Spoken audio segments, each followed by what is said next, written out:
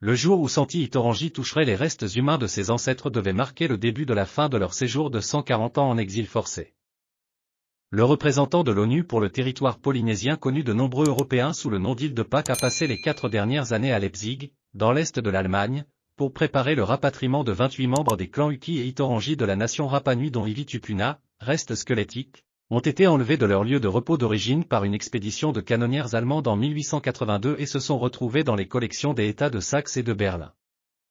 Le musée d'ethnologie Grassi de Leipzig, l'une des nombreuses institutions allemandes prenant des mesures pour restituer les objets acquis illégalement de leur collection, a installé une salle spécialement destinée au rapatriement, dans laquelle Itorangi et ses collègues Evelyn Uki et Daniel Fabian devaient cérémonieusement transférer les restes de leurs ancêtres du royaume des artefacts au royaume des humains décédés.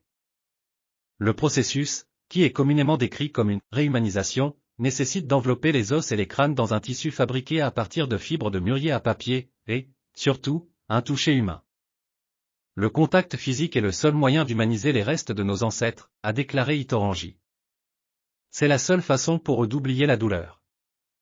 4 jours avant la cérémonie, le 29 septembre, le musée a pris contact pour fournir à Itorangi et à son collègue un masque facial, une blouse chirurgicale, des gants en nitrile et un avertissement, les restes de ses ancêtres étaient susceptibles d'être toxiques.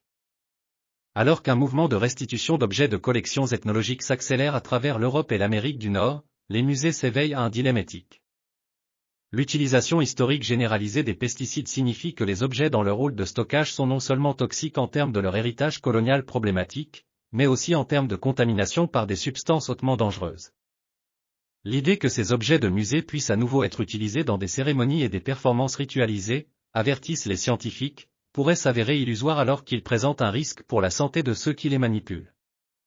Les restitutions s'achèvent avec le transfert de propriété, ou une obligation de diligence s'étend elle au-delà.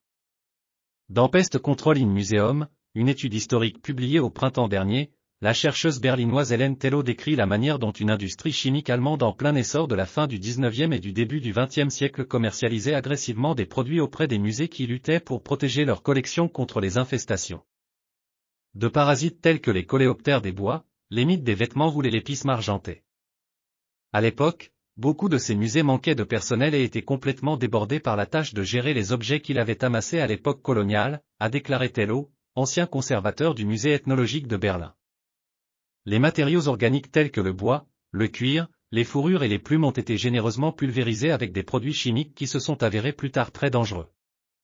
Au Röntgen Research Laboratory, un institut de recherche rattaché au musée public de Berlin, l'analyse des collections de la ville a permis de découvrir ces dernières années des traces de métaux lourds, dont l'arsenic, le plomb et le mercure, ainsi que des composés chlorés tels que le pentachlorophénol, PCP, ce qui peut avoir des effets nocifs sur le foie, les reins, le sang, les poumons et le système nerveux.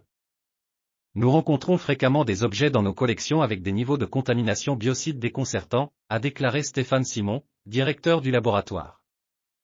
Certains insecticides utilisés, comme le dichlorodiphényltrichloroéthane, DDT, se sont avérés susceptibles de provoquer le cancer. Quelques molécules et vous tombez malade, a déclaré Simon. Dans certains cas, l'utilisation de pesticides a été méticuleusement documentée.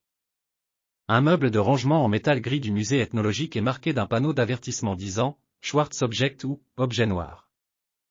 À l'intérieur se trouvent 2 masques en bois datant du milieu du XVe siècle et fabriqués par les Koji, un groupe indigène des montagnes de la Sierra Nevada de Santa Marta, dans le nord de la Colombie.